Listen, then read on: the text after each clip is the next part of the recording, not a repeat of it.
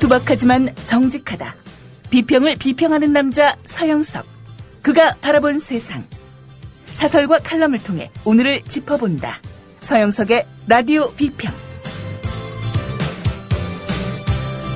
안녕하십니까, 서영석입니다. 날씨 춥죠? 예, 춥다고 움츠러들지 말고 가슴을 쭉 펴고 심호흡을 하면서 찬 공기를 즐기시기를 부탁을 드립니다. 예, 군대 있을 때 남자들 이런 얘기 많이 듣죠? 국방부 시계. 거꾸로 매달아놔도 국방부 시계는 돌아간다. 라고요. 뭐 거꾸로 매달아놔도, 예, 박근혜 시대는 째깍째깍 흘러가고 있습니다. 이명박이 대통령이 될 때가 제가 50이 딱 넘었던 그런 시절이었는데요. 박근혜 시대를 마감하면 환갑이 될 것 같습니다.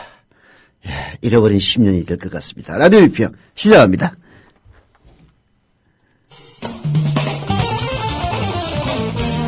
함께하고 계신 방송은 정치평론가 서영석 미디어 협동조합 이사가 진행하는 라디오 비평입니다. 신동원 조합원 신청 광고입니다.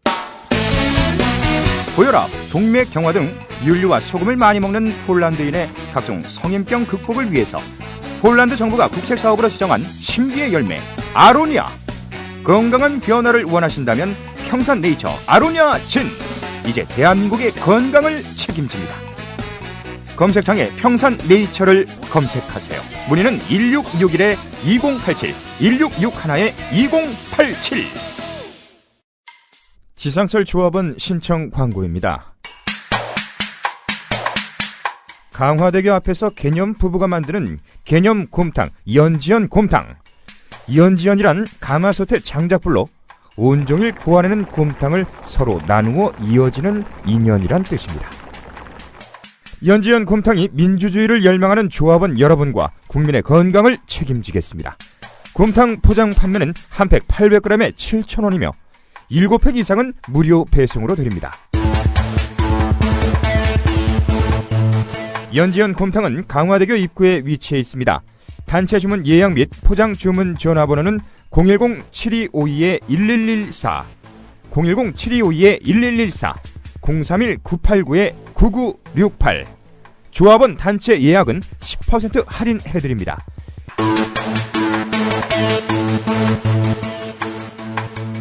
포장 판매 금액의 10%는 국민TV 후원금으로 쓰입니다. 네, 어제는 우리의 대통령 박근혜 씨가 아주 개그를 했습니다. 부정 불법 선거, 국정원 부정 불법 선거로 당선된 우리 박근혜 씨가 6월 4일 지방선거에서 선거 부정을 엄단하겠다고 해서 온 국민을 정말 미소 짓게 만들었습니다. 그러더니 어제 또 황후에는 더 개그를 했어요. 예, 경제민주화 하겠답니다. 아주 국민을 아주 버러지로 하는가 봐요. 참나, 이런 정당이 아직까지 남아있다는 것 자체가 대한민국의 비극입니다. 예. 전두환의 민주정의당, 광주 학살로, 그야말로 군사 쿠데타로 일어섰던 민주정의당이 결국은 오늘날 새누리당까지 왔습니다만은 국민들의 IQ를 테스트하는 모양입니다. 새누리당, 선거가 닥치니 또 경제민주화 얘기 꺼내느냐라고 경향신문이 사설로 질타하고 나섰습니다. 새누리당 황우여 대표가 경제민주화의 지속적 추진을 다짐했다. 황 대표는 어제 국회 교섭단체 대표 연설에서 사회적 시장경제의 헌법정신까지 거론하며 경제민주화의 당위성을 역설했다. 경제활성화와 경제민주화는 대한민국 경제의 전진을 위해 반드시 필요한 두 개의 수레바퀴라면서 국민에게 약속한 경제민주화의 중단 없는 실천을 공언했다. 경제활성화를 빌미삼아 경제민주화를 중도 폐기한 것을 감안하면 가히 경제민주화의 복권으로 들린다. 황 대표는 공정하고 투명한 시장경제 질서를 확립해 경제민주화를 실현하는 일은 시대적 과제라는 박근혜 대통령의 엄명도 환기시켰다. 다시금 경제민주화의 시대 정신을 깨닫고 실천을 다짐한 것이라면 평가할 일이다. 예, 진정으로 그렇다면 평가할 일이 있죠. 사실 우리 다 속았습니다. 사람들 속는 줄 뻔히 알면서도 썩더라고요. 그래서 사기꾼들이 횡행하는 모양입니다. 네, 박근혜의 복지 약속, 박근혜의 경제민주화 약속. 야, 그래도 문재인보다는 박근혜가 더 힘이 있으니까 박근혜가 경제민주화 한다면은 뭔가 진짜 조금 세상이 바뀌겠지 생각하셨던 분들 사기당했죠. 예. 근데 왜 또 사기를 치느냐? 아유, 그거야 국민을 무시하기 때문이죠. 예. 국민이 다 까먹고 있을 것이다 라고 생각하지 않는다면 이런 사기를 칠 리가 없습니다. 네, 경향신문 사설도 이렇게 지적하고 있습니다. 하지만 황후의 경제민주화로는 공화하기 짝이 없다.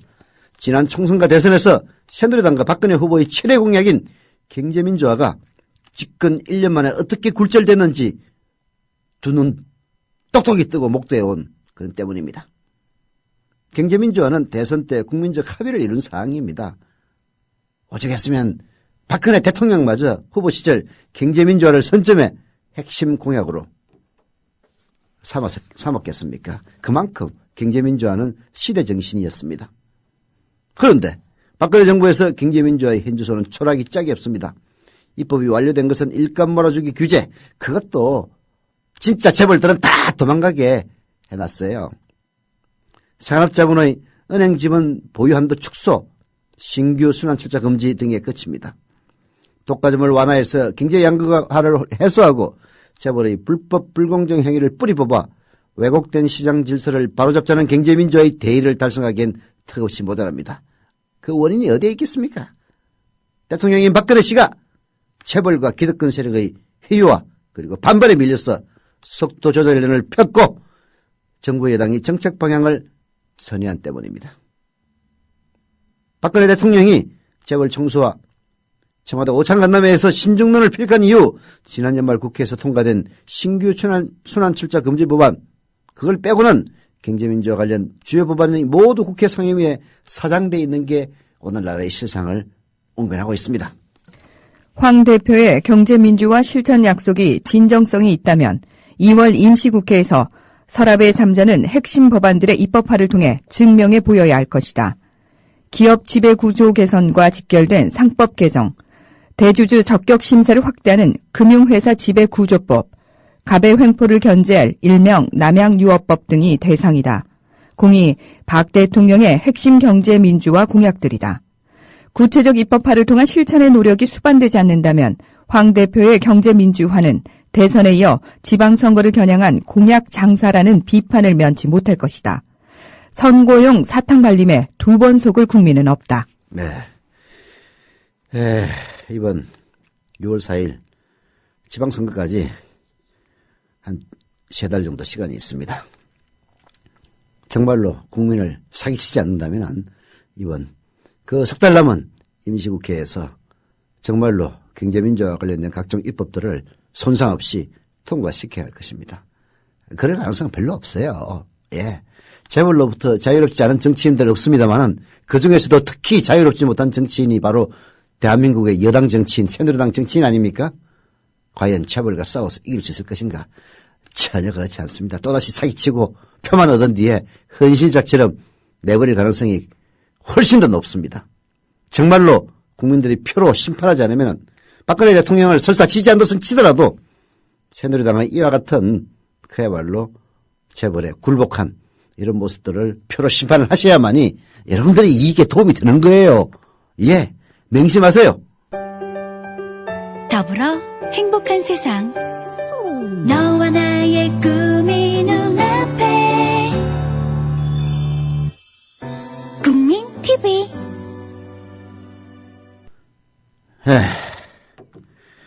자본과 권력으로부터 자유로운 진정한 공정언론 국민TV 조합원이 되고 싶으신 분은요, 국민TV 홈페이지 kukmin.tv 국민.tv로 들어오셔서 맨 위에 있는 조합원 가입 신청 누르시면 됩니다. 인터넷 사용이 불편하신 분들의 경우에는요, 미래비동조합 사무국 전화 02-3144-7737 02-3144-0933으로 전화하시면은 직접 친절하게 가입해드립니다. 그리고 어제 조합원으로 가입하신 말레이시아 게리 아빠님 감사드립니다. 말레이시아 게리 아빠라고 닉네임이 돼 있으니까 아무래도 말레이시아에 사시겠죠? 예. 멀리서 조합원 가입해 주셨네요.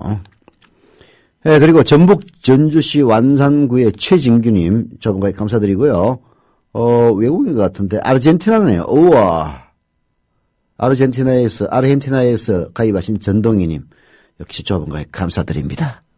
말레이시아, 아르헨티나, 예, 많습니다. 또 있습니다.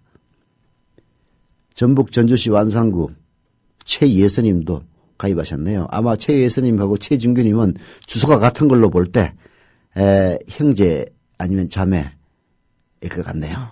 예, 감사드립니다. 자, 오늘 경향신문에 여러분들도 좋아하는 범죄심리학자 표창원 전 경찰대 교수가 프랜시스 스페이트호를 닮은 대한민국이라는 글을 기고했습니다. 저도 프랜시스 스페이트호의 얘기는 얼핏 들었는데요. 오늘 다시 한번 아주 속속들이 알게 됐습니다. 아주 피가 되고 살이 되는 칼럼입니다. 소개해드립니다. 1835년 11월 25일 통나무를 가득 싣고 항해하던 프랜시스 스페이트호가 풍랑을 맞아 좌초했다. 다행히 화물칸에 가득 찬 통나무의 부력으로 가라앉지 않은 채 표류하던 선체에는 18명의 선원이 생존해 있었다. 식량도 바닥나고 빗물을 받아 겨우 연명하길 13일째. 그동안 어떤 배도 지나지 않아 구조의 희망은 희미해져 있었다. 모두가 굶어 죽을 것이라는 극한의 공포에 내몰렸을 때 선장이 제안을 한다. 오지 않는 구조의 손길을 기다리다 모두가 굶어 죽기보다는 소수를 희생해 다수가 사는 길을 택하자. 제비 뽑기를 통해 한 명을 고른 뒤 그의 고기를 먹자는 얘기였다. 경론이 벌어졌지만 선장을 비롯해 나이와 경험이 많은 고참 선원들의 주도로 결국 그 제안을 받아들이자는 만장일치에 도달했다. 그 결과 가장 어린 15살의 수습선원인 오브라인이 고기가 될 운명에 뽑혔습니다. 소녀는 죽음을 받아들였고 나머지 선원들은 영양분을 공급받을 수가 있었습니다. 그렇게 모두 3명이 희생된 뒤에 프랜시스 스페이터는 인근을 지나던 배에 발견돼 구조됐습니다. 선장과 선원들은 모두 살인 혐의로 재판에 회부되었지만 길고 격렬한 법정 공방 끝에 더 많은 생명을 구하기 위해 어쩔 수 없었다는 공리주의적 논리와 피해 당사자들이 동의했다는 주장이 받아들여져서 무죄 판결을 받게 됩니다. 법적으로는 합리화 정당화되었지만은 윤리적 철학적 논란은 아직 끝나지 않았습니다. 생명은 무엇보다 소중하며 다수의 생명을 구한다는 명분으로 소수의 생명을 희생하라고 요구할 수 없다는 인본주의 사상에 반하기 때문입니다. 여기에 더 중요한 또 하나의 문제가 제기됐습니다. 일부 선원이 지인에게 사실 제비뽑기는 선장과 고참 선원들에 의해 조작되었다는 비밀을 털어놓은 겁니다. 자신이 희생당하지 않을 것을 알고 있었던 사람들이 주도한 다수를 위한 소수 희생 합의는 공정하지 않았다는 얘기입니다.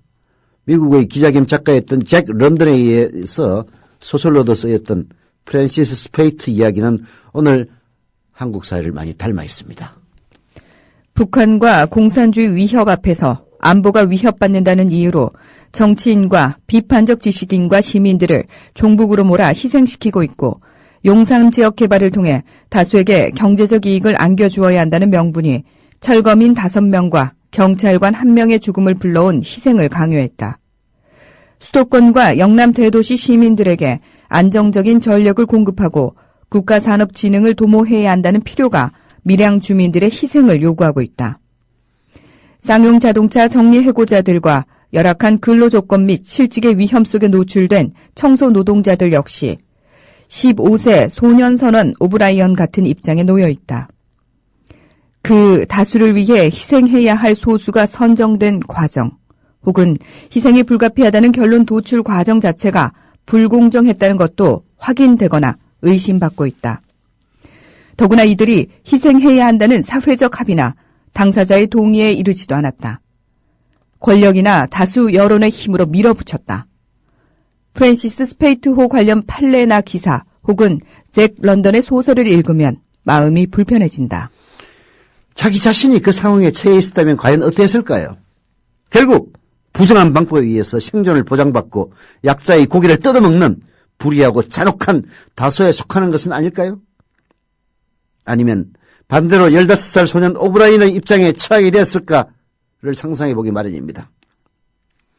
당사자가 아니라 해서 국정원 등 국가기관의 정치와 선거 개입, 6명의 희생을 부른 뒤 주차장만 덩그러니 남은 용산 철거, 24명이 스스로 목숨을 끊은 쌍용 자동차 해고 노동자들, 추운 겨울 찬바닥에 몸을 내맡기며 한가하는 밀양 할매 할배들, 인간다운 대접을 요구하며 눈물 짓는 청소 노동자들을 모른 채 해서는 안 되는 이유입니다. 우리는 프랜시스 스페이트홀을 닮은 대한민국을 자손에게 물려줘도 괜찮은 겁니까? 예. 모든 인간은 자기는 다수에 속해 있다고 착각을 합니다. 그러나 어느새 그 착각 속에서 소수를 외면하다 보면 자기 자신의 고기로 이 사회의 다수를 먹여 살려야 하는 인신공양을 해야 되는 그런 상황에 내몰리게 되는 겁니다. 그럴 때 누가 자기 자신을 돌봐주겠습니까? 이미 자기가 남을 다 버렸는데. 우리가 공동체의 선을 추구하고 공동체를 위해서 스스로를 희생하고 공동체를 위해서 희생하지는 못할 망정 다소의 불편을 감수해야만 되는 까닭은 바로 남을 위해서가 아니라 자기 자신을 위해서입니다.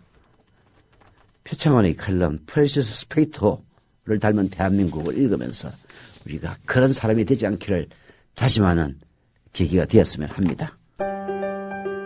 더불어 행복한 세상 너와 나의 꿈이 눈앞에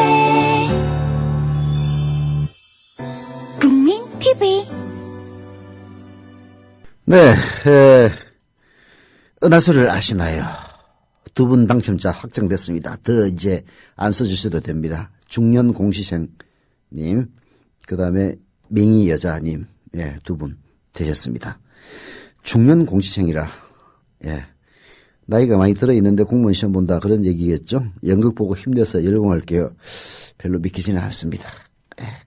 그러나 꼭 연극 보고 힘내서 열공하십시오. 매월 5일 정자하기를 약속하신 제키님 오늘 방금 정자하셨다고 써주셨네요. 감사드립니다. 감사드립니다. 경기 성남시 수정구 태평동의 차돌명이님 조합원과에 감사드립니다.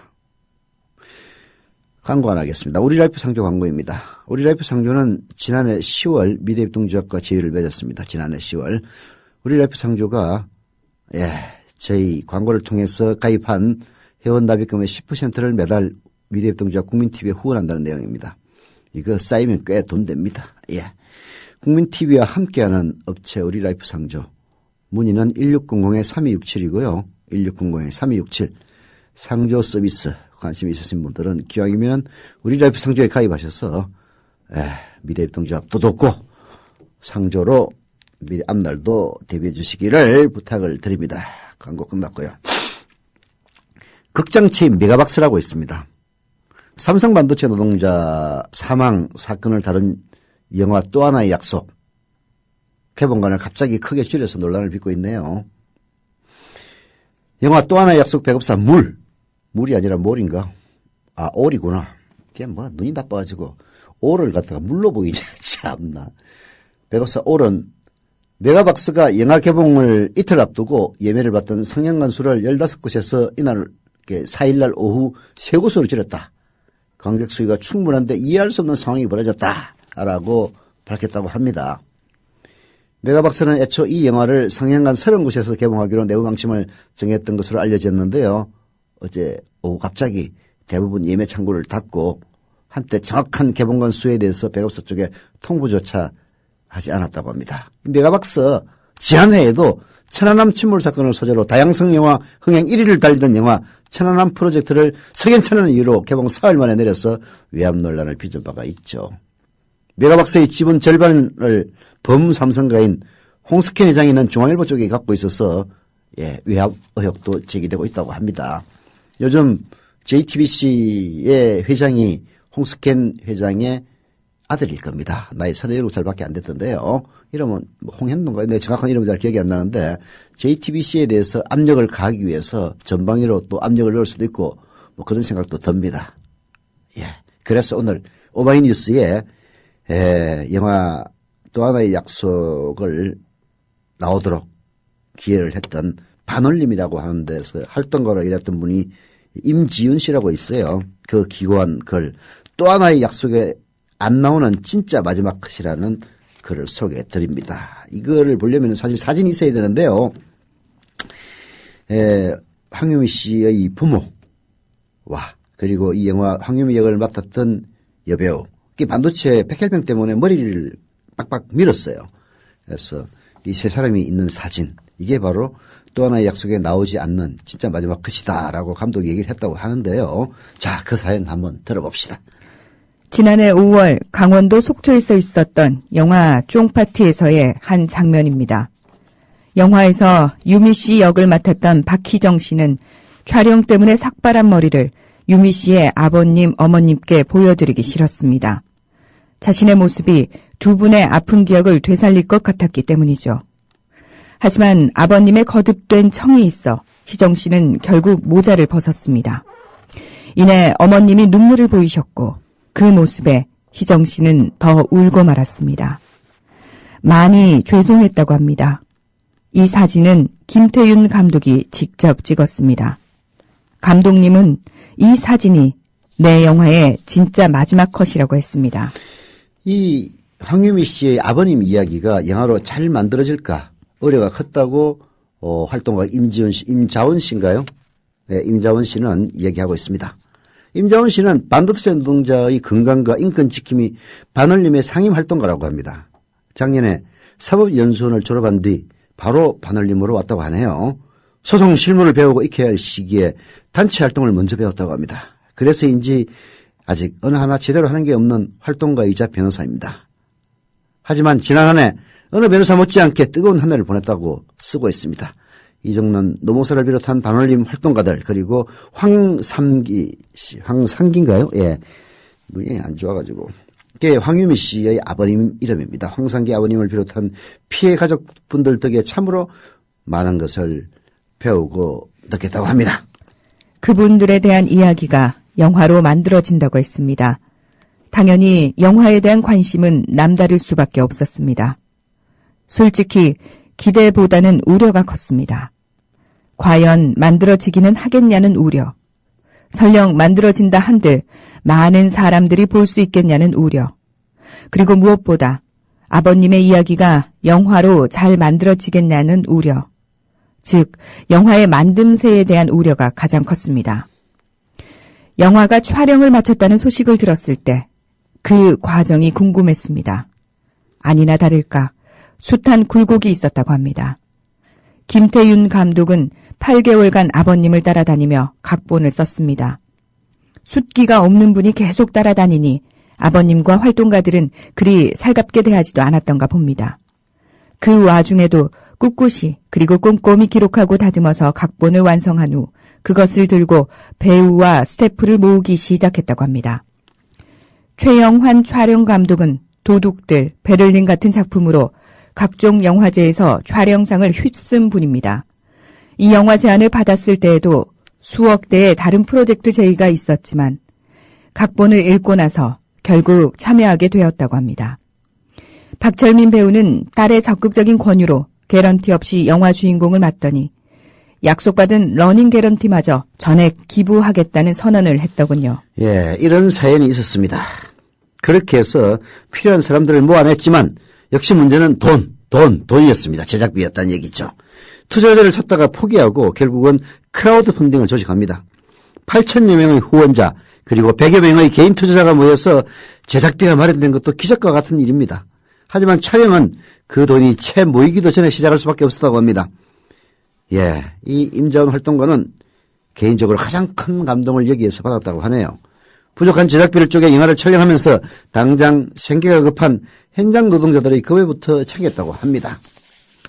그렇게 만들어졌다는 영화를 저는 이미 2번 보았다라고 임자원 씨는 쓰고 있습니다. 영화의 만듦새에 대한 우려는 신나게 날려버렸습니다. 사실 저희 가장 큰 우려는 이 영화가 실제 이야기를 너무 과장하면 어쩌나 하는 것이었다고 합니다. 감독은 황상기 아버님의 인터뷰 기사를 보고 이 이야기에 관심을 가졌다고 합니다. 특히 유미 씨가 끝내 아버님의 택시 뒷자리에서 숨지고 말았다는 내용이 가슴을 울렸다고 합니다. 일이 그렇게 시작되면 사실 더 불안합니다.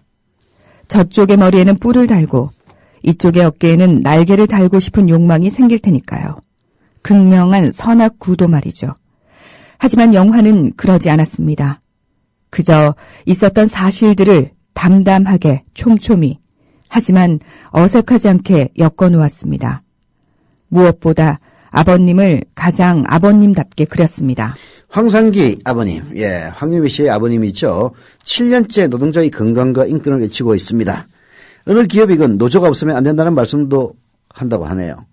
정의감에 불타는 노동운동가의 모습입니다.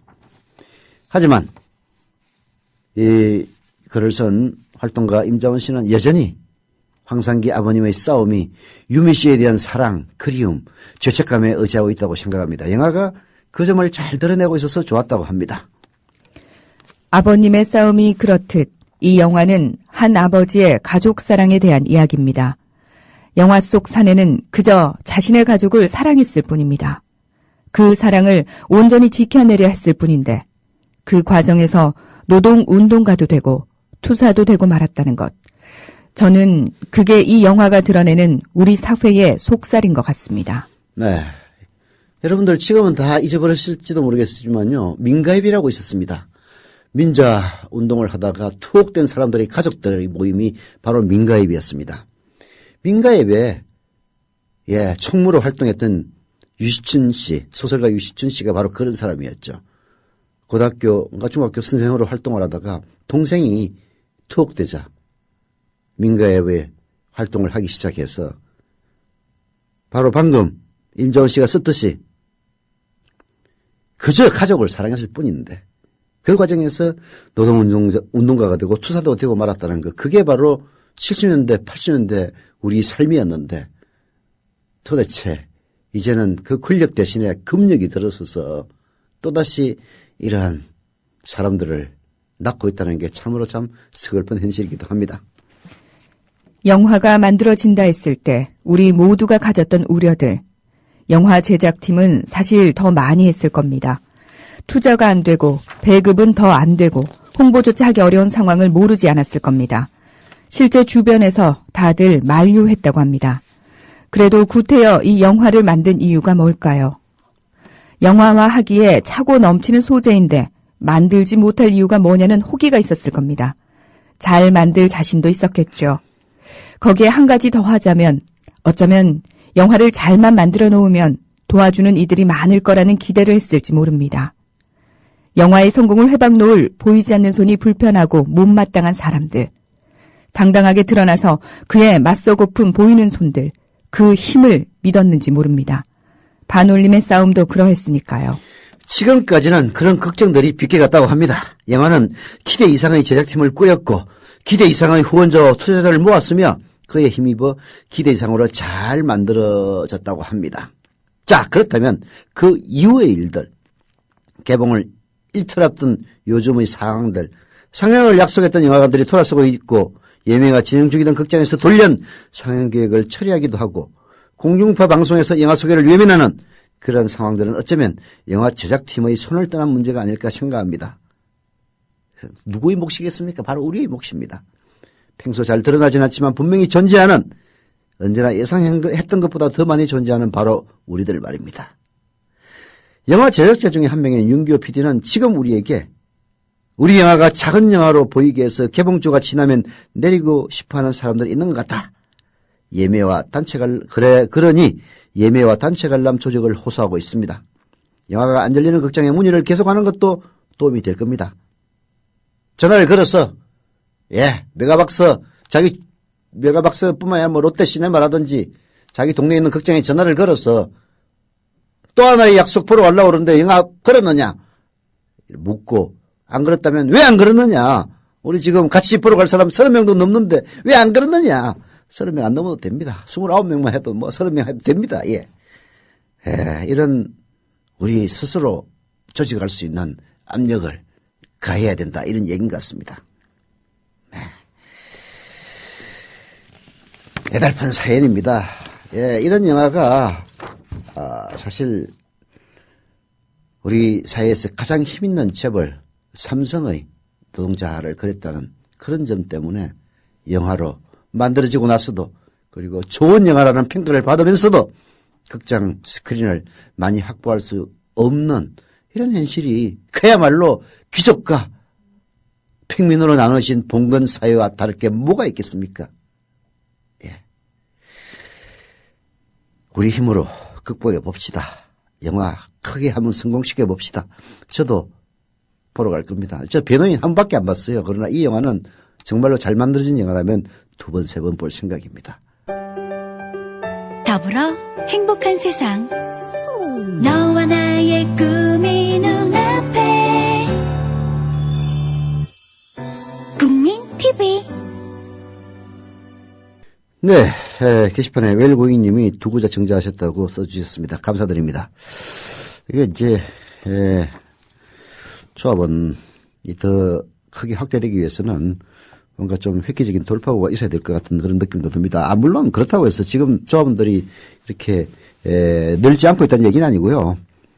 지금도 꾸준히 조합원으로 가입하시는 분들 많이 있습니다.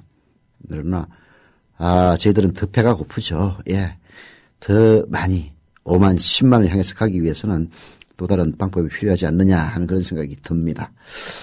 자, 남은 시간 동안은요. 이 문제를 제가 어제 뉴스를 보면서 이걸 누군가가 짚어주지 않나 라고 찾아봤는데 중앙일보의 여기자가 기자 칼럼을 썼습니다. 프랑스에서 드러난 일본 극우 세력의 민낯 소개해드립니다. 2일 프랑스 소도시 앙굴렘 일본군 위안부 실상을 알리는 한국 만화전이 성공적으로 끝났다.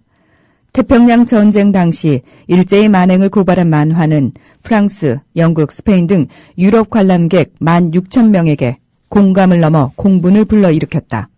한편으론 위안부의 존재 자체를 부정하는 일본 극우주의자들의 민낯이 국제사회에 적나라하게 드러난 계기가 됐다.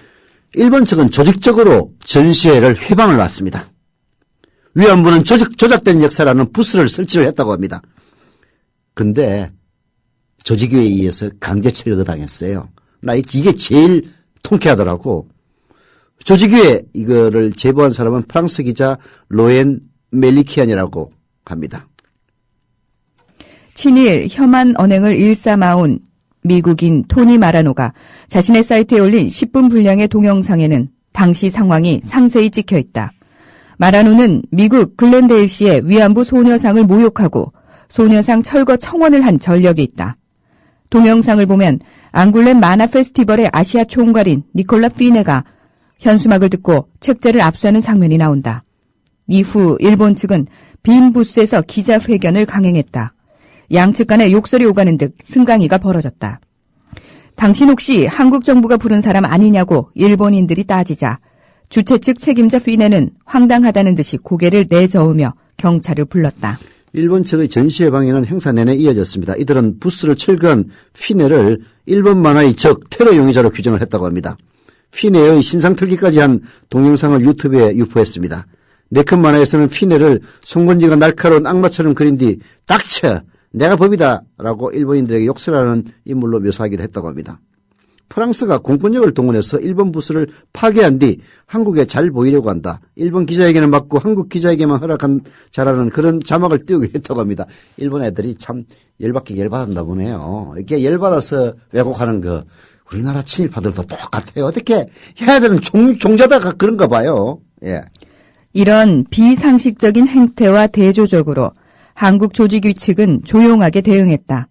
일본의 행태를 비난하려던 기자회견도 취소했다. 일본 극우 인사들을 자극하지 않았으면 한다는 앙굴렘 조직위의 요청에 따른 것이다. 한국만화영상진흥원 이희재 이사장은 일본은 정부와 언론, 극우 단체가 손을 잡고 압력을 넣기에 골몰한 반면 오로지 전시만으로 승부를 걸자는 우리 전략이 더 잘 통했던 것 같다고 말했다. 르몽드는 위안부 문제를 둘러싼 갈등이 계속되는 이유로 최근 NHK 신임 회장의 망언을 예로 들었다.